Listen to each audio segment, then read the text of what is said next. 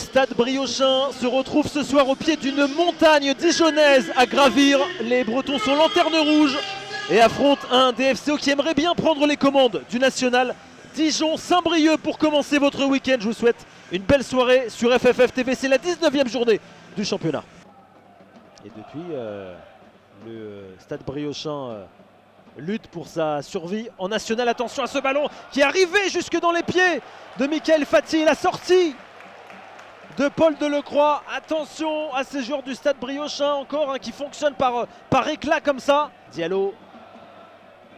Le centre de Diallo, la tête, la barre transversale. Après ce coup de tête de Julien Dominguez, la barre qui sauve Franck Lostis. Et la passe de Dominguez, elle était trop forte. Attention à ces joueurs du Stade Briochin, je vous l'ai dit, ils fonctionnent par éclat comme ça en contre et ils peuvent être dangereux. Attention à ce ballon, il était seul au point de pénalty. Mickaël Fati. Bonsoir à toutes et à tous et bienvenue sous la pluie battante de Fleury-Mérogis, là où finalement la passion se déchaîne dans le ciel pour l'instant, dans une ambiance pas encore aussi chaude que l'on espère. On le voit à chaque 6 mètres. Elle le met au thé, c'était intéressant là dans l'espace, il est accroché effectivement. Clément Badin, Thierry Bouillet n'hésite pas un instant à la 5e minute. Faute sur Badin et pénalty pour Fleury. L'entame était bonne dans le jeu pour Fleury. Va-t-il encore accrocher un club francilien à son tableau de chasse? Parade, Germain Sanou, duel à la 6e minute. Très facile, trop facile pour Kevin Farhad. Un homme de derby jusqu'au bout, 1-0 pour Fleury. Aussi, les Parisiens ont un petit avantage dans ce compartiment maintenant. Dadoun, centre fort, réflexe d'Alette alors que c'était coupé par Vogt, il me semble, au premier poteau. Et ils réitèrent un petit peu leurs approximations. Badin, on va bien jouer ce retrait pour le Méoté. Arrête Germain Salou. Alors que Kevin Farhad avait un peu joué la carotte avec la défense pour finalement glisser ce ballon en retrait. Elle est belle celle-là, elle est très belle celle-là. C'est en retrait, Pembele, pas loin, encore pas loin.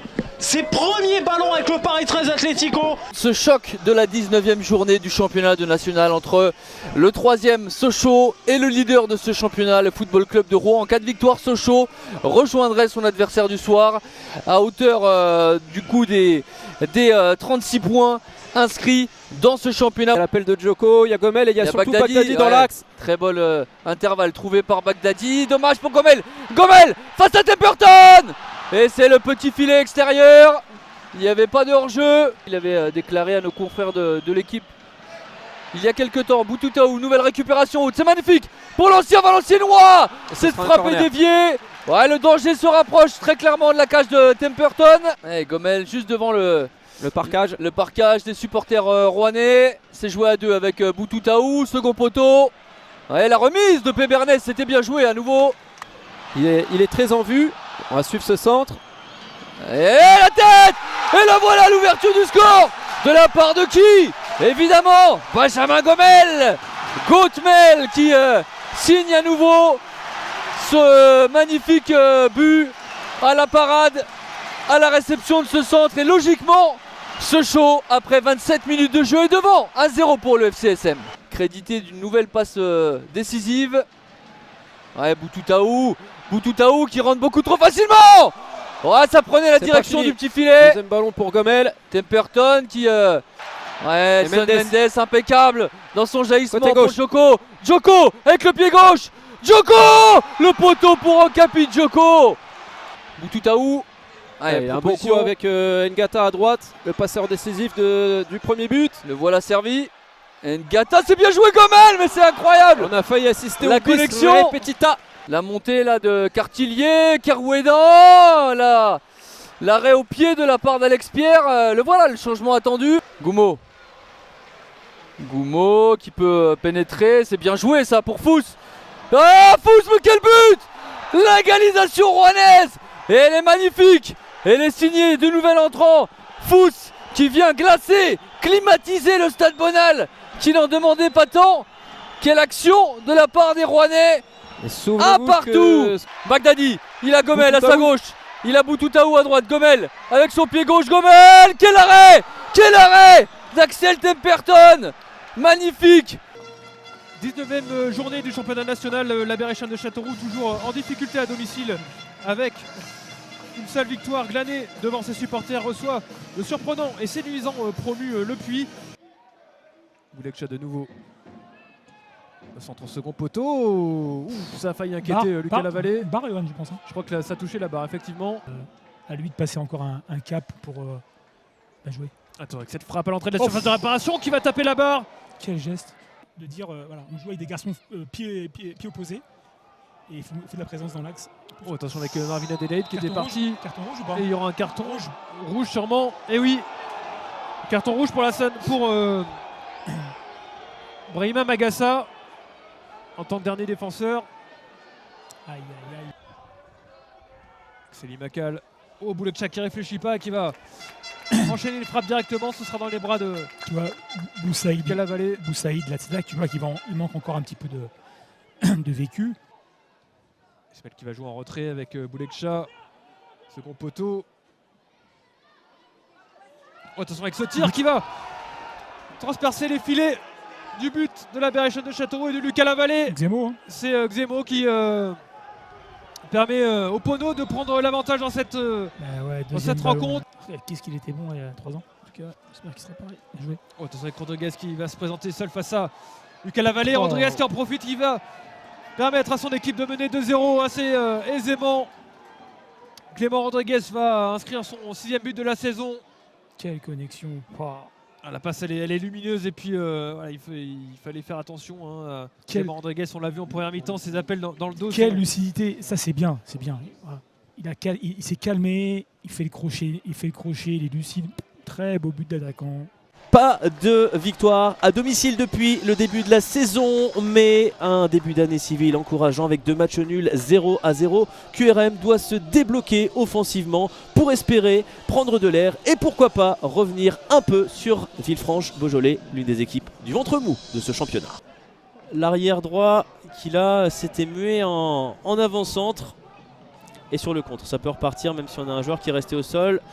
Monsieur l'arbitre qui ne dit rien et Mourad Louzif qui va réussir un petit festival frappé, il n'est pas loin d'aller chercher le petit filet d'Ouparine Djoko. Mourad Louzif alors qu'un joueur était resté à terre, lui il a été au bout de son idée, cette frappe du droit enroulée. Son partenaire Ryan Mandangué vers l'avant. Il n'y a pas de faute là, indique monsieur l'arbitre de Sambali Keita qui a mis beaucoup d'énergie. Et ce ballon pour Mathis Touot qui peut frapper, marquer le premier but. Mathis Touot qui récidive, la recrue qui fait la différence. Et sur ce ballon, on croyait à une faute au préalable, mais il n'y en a pas eu. Sambali Keita qui va permettre à Mathis Touot de tromper Ouparine Djoko sur sa droite et de jeter un vrai froid à Diochon. Ce sont les visiteurs, on le rappelle, en quête d'une première victoire à l'extérieur cette saison, qui sont les premiers à frapper 1-0 pour Villefranche. Le duel, Ryan Mandangue qui ne va pas commettre de faute. Tony Njike, le ballon en profondeur pour Ismaël Bouneb. Le premier but peut-être du joueur prêté par le Havre qui va faire mouche. Ismaël Bouneb qui ramène l'espoir, l'éclaircie et la lumière. Ismaël Bouneb qui était vraisemblablement dans un bon soir, qui réussit enfin à débloquer son compteur sous les couleurs de QRM. Il est venu pour ça, prendre de l'expérience, prendre du galon. Coup de densité dans la surface de réparation et le but qui va être marqué par Villefranche sur ce corner. Quand c'est bien frappé, on le disait, ça fait mouche et Baba Carley qui ne se prive pas pour marquer son 4e but. Mais il n'y a pas de faute de la part de Mandangue qui peut envoyer un centre intéressant et au 2e poteau peut-être la présence de Noah Van Den Bosch, mais surtout Sullivan Péan précieux. Et voici aussi les 22 acteurs de cette rencontre qui viennent d'entrer sur la pelouse de Guy Piriou. Pour Echeverria qui a le temps d'ajuster un centre, il est revenu sur son pied droit, le centre est bon, il y a du monde au second poteau. Il y avait Albi Touré surtout qui n'a pas pu mettre de puissance dans cette opportunité. Touré avec la cour à nouveau et on va changer de côté, il y a un bon appel dans le dos et si le contrôle est bon et il est la frappe derrière et l'intervention de Vincent Viau, la 2e possibilité peut-être avec ce ballon vers Besic. Ouais. 2e énorme banderie, le corner, le voici, ce ballon dans la surface, la remise en retrait. Avec Slimani qui va pouvoir tenter sa chance. Et c'est remarquablement fait. Et la 3e est la bonne pour les Burgiens Une première situation chaude, une deuxième, et derrière ça fait mouche. Ryan Slimani 1-0 pour Bourg-en-Bresse. Ouais, ça faisait 2 fois en 5 minutes où ils n'étaient pas loin d'ouvrir le score. Et là, cette fois-ci, sur un renvoi de corner. Il a le temps de prendre son pied gauche et d'ajuster Vio. Piccolo peut-être ouvrir côté gauche. Voilà, ils sont en 2 contre 1 avec de l'espace. Et peut-être la frappe à venir de Kabango, la voici. Elle va filer au ras du poteau de Boulendi qui semblait battu sur cette action. Pour l'instant, on en est loin. Le ballon dans la profondeur, le bon contrôle. Le voici ce ballon et l'intervention parfaite de Teddy Boulendi. On part dessus, il est pas hors jeu. Il est pas hors jeu, Boumaoui va pouvoir armer, le crochet est parfait. La sortie de Vio aussi. La victoire est sur toutes les lèvres au coup d'envoi de ce Versailles-Caen, content pour la 19e journée de National, regoûté au succès à domicile pour des Versaillais qui n'ont plus gagné au Camp des Loges depuis près de 4 mois et veulent lancer une série, et des Canets qui ne perdent plus mais toujours à la recherche de leur premier succès en 2026. Dans sa carrière, premier match avec les professionnels du côté du Stade Malherbe Caen qu'il avait rejoint en U19 à l'été 2023, associé à l'expérimenté Yannick Villa. Et attention, avec cette première occasion, la tête justement d'Armand Douillet, bien capté en 2 temps par Nathan Jaworski.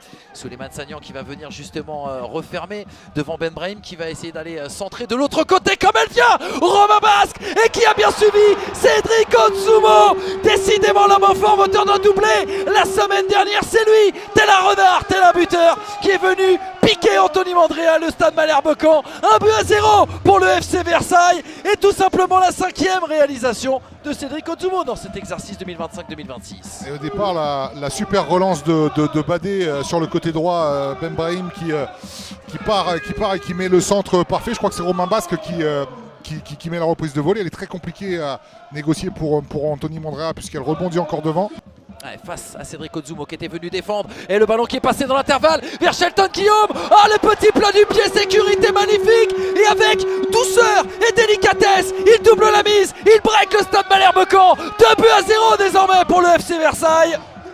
Ballon gratté par Otsumo au départ qui est là au duel au milieu du terrain, et derrière Tom Renaud qui envoie un petit bijou aussi à Shelton Guillaume. Ouais, premier ballon gratté, derrière c'est Tom Renaud là, qui lève la tête et qui met un bijou à Shelton Guillaume, et derrière lui aussi mais il met un bijou du plat du pied. Et bien voilà, on demandait des statistiques à Tom Renaud. 2e passe décisive dans cette saison 2025-2026. Il sera canet, il sera frappé par Lorenzo Rajo, le gaucher, trajectoire rentrante attendue, premier poteau, Armand Douillet, oh magnifique, qui était venu couper et qui pour placer une magère, une talonnade, Monsieur Ivan Botella, sa 6e réalisation dans cette saison, et il relance le scénario d'un match qui semblait plié il y a encore quelques minutes. 2-1, non, Malherbe n'est pas mort.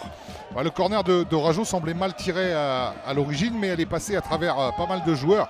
Et puis derrière, Ivan Botella, ses gestes techniques, il se pose pas de questions. Techniquement, c'est propre. Voici les 22 acteurs qui entrent sur la pelouse avec, une fois n'est pas coutume, les Valenciennois en maillot blanc, leur maillot extérieur. Et les joueurs d'Orléans dans leur maillot jaune, le maillot traditionnel de cette formation orléanaise. Par Laïdari, le ballon s'est bien élevé. Femme qui tente d'intervenir, le ballon sur la transversale, le ballon repoussé, Rouaille qui récupère et qui frappe. Ouais, il n'en faudra pas beaucoup pour Fadel Koumisti. Le meilleur buteur du championnat qui est en face, donc il va pas le... Oh, attention, le Yamboula là qui récupère ce ballon pour Fadel Koumisti. Et voilà, je venais d'en parler. Et Fadel Koumisti qui marque dans le but vide, déserté par Jean Louchet, et qui ouvre le score contre le cours du jeu pour cette formation d'Orléans qui était relativement dominée depuis une dizaine, quinzaine de minutes. Maréchal encore, Maréchal qui sert Mabokouaï, une bonne frappe, Mabokouaï. La frappe qui est contrée, derrière il y a Gaëtan Courtet qui essaie de faire une bicyclette. Il n'était pas signalé en position de hors-jeu malheureusement pour les Valenciennois. Il loupe sa frappe, on parlait d'efficacité. Sur ce coup, ça n'a pas fonctionné pour les Valenciennois.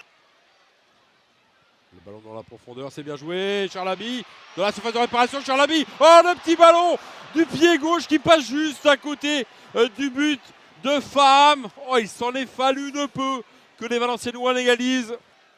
Koumisti face à Ayaf Béré. Le ballon qui a été laissé passer pour Jordan Morel. Jordan Morel qui a droit, Jordan Morel, le ballon piqué à côté du but de Jean Louchet. Oh, elle est partie fort cette deuxième mi-temps. Ouais, Ça, dans la c'est un très profondeur bon ballon. pour El Haïdari qui va pouvoir frapper en deux temps. El Haïdari qui se heurte à femme. Cherche des solutions, il trouve avec Gaëtan Courtet, le centre de Courtet. Oh, la frappe derrière. La frappe de Mabrouk-Rouaille, ce ballon qui est cafouillé. Et c'est la fin de cette partie, la victoire d'Orléans qui gâche la fête ici à Valenciennes et qui s'impose 1-0.